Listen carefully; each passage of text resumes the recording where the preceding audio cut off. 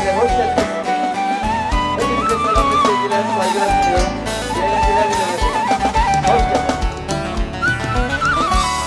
Bugün dağların dumanı aralandı, hoş geldin.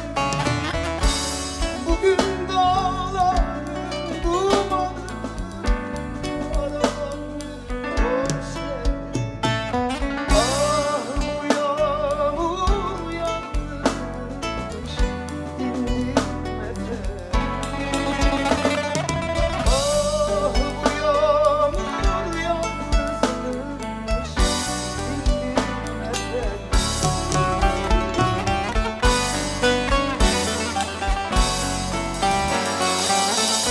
Sen bana yandın ol efendim, ben sana gün yansın gece zamanımız. Sen bana geç geldin, ben sana erken. Soyulsun gün yansın gece, vaktimiz varken.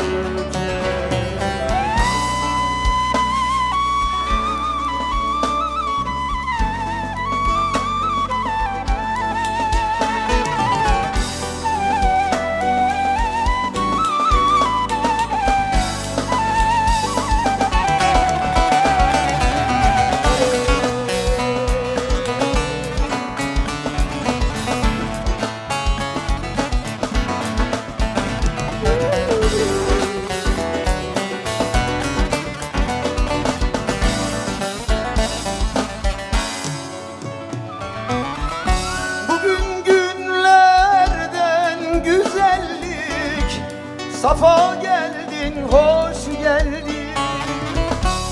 Bugün günlerden güzellik, safa geldin, hoş geldin.